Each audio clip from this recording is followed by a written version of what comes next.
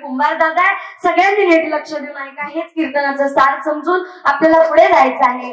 कुंभार दादा आहे, रोजचं त्याचं जीवन नित्यक्रम चाललेला आहे. रोज सकाळी उठायचं, माती वगैरे सगळी एकत्र करायची आणि त्याची सुंदर सुंदर मडकी बनवायची. आणि जेवढी मडकी विकतील तेवढ्या मडक्यांच्या पैशातून आपलं जेवण पोटभर करायचं प्रपंच, आणि प्रपंचातील मुलं बाळे सांभाळायची. राहिलेले जेवढे शिल्लक पैसे ते दान करून टाकायचे. असा दैनंदिन त्याचा नित्यक्रम चाललेला.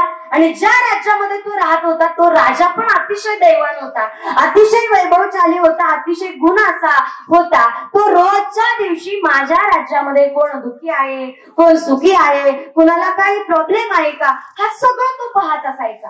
रोजचा कार्यक्रम हा चाललेला असायचा. आणि रोज कुंभार दादाच्या पासून जात असताना त्या दोघांची मैत्री झाली. कुंभार दादा रात्री 6 वाजता जेवण करून भजनाला बसायचा, भजन चालू व्हायचं. राजा ते भजन पाहायचा, आनंदी व्हायचा, ऐकायचा, बसायचा, निघून जायचा.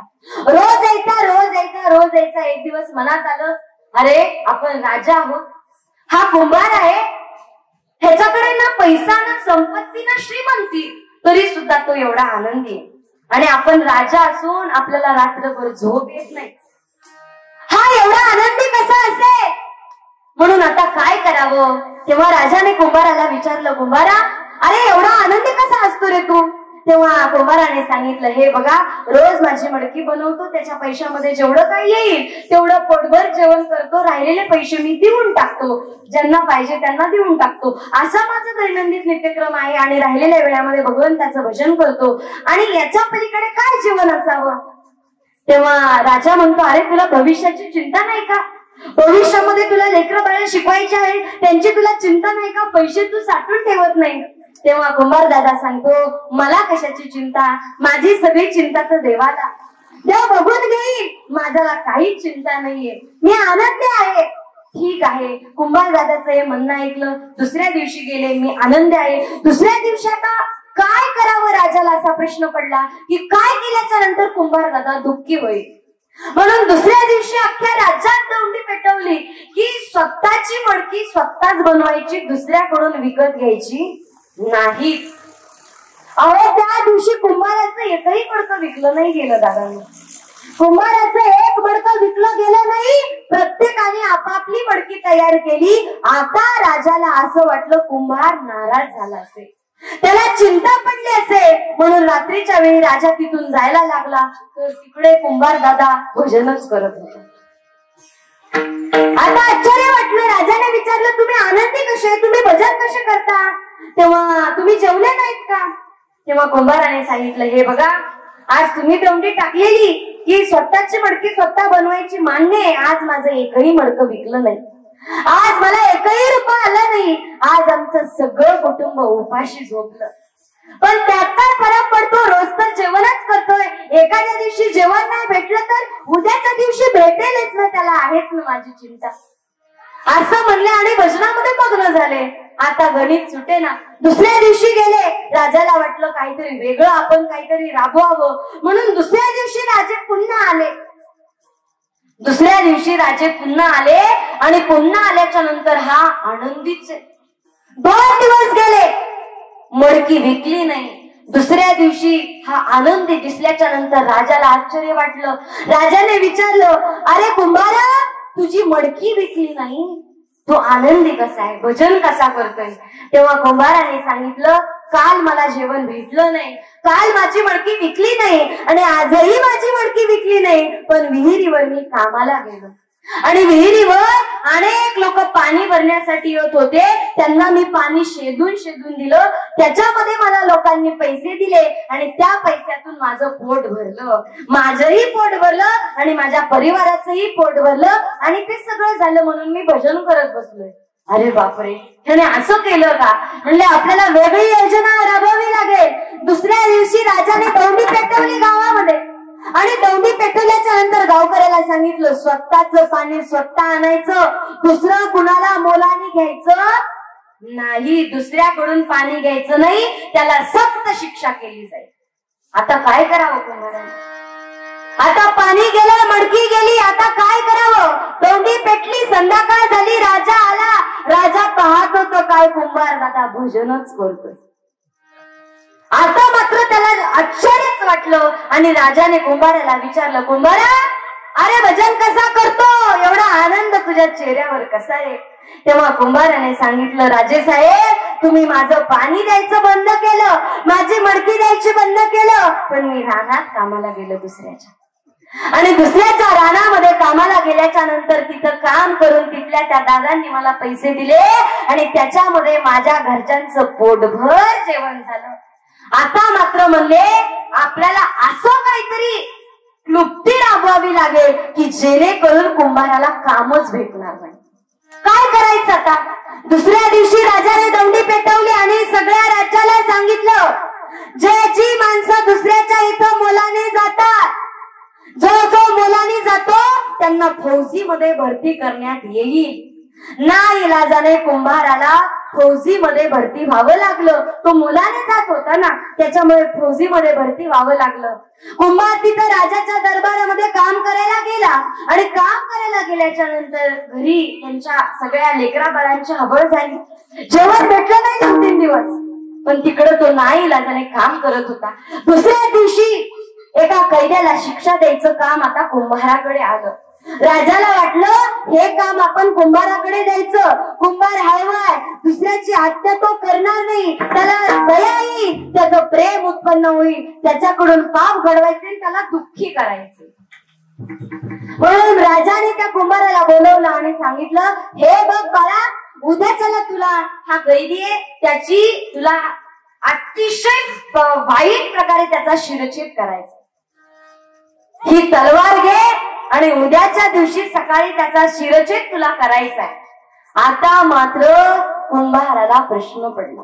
कशी बशी रात्र गेली, उद्याचा दिवस उजळला आणि आता कैदी पुढे आलाय. सगळ्यांनी नीट लक्ष देऊन ऐका. पुढे हा कैदी उभा आहे, हातामध्ये मेणामध्ये ठेवलेली ती तलवार आहे आणि देवाला त्या कुंभाराची प्रार्थना सुरू आहे.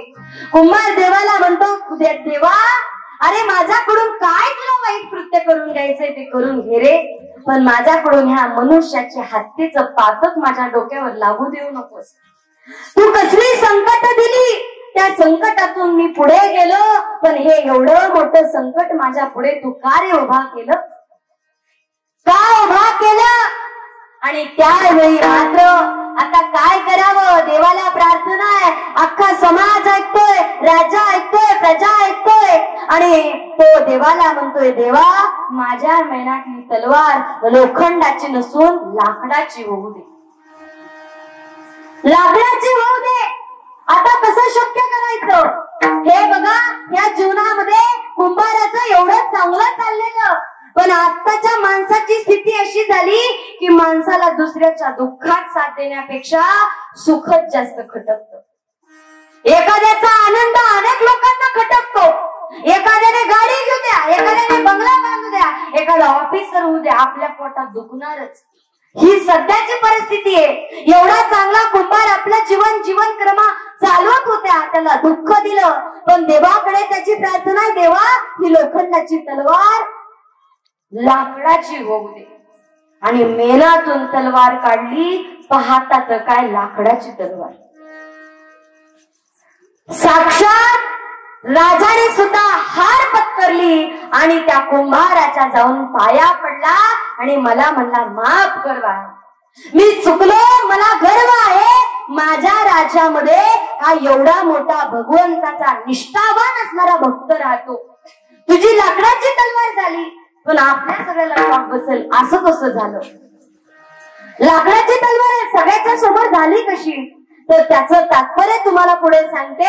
राजापासून त्याने मुक्त झाला, राजाने फार मोठी संपत्ती कुंभाराला दिली, घरी आला, आनंदामध्ये बायकोला सांगायला लागला, हे बघ असा असा सगळा वृत्तांत झाला आणि ह्या वृत्तांतातून ह्या माझ्या राजाने आपल्याला एवढं सगळं धनसंपत्ती दिलेली आहे, आता आपण आयुष्यभर जरी खाल्लं तरी आपल्याला कमी पडणार नाही.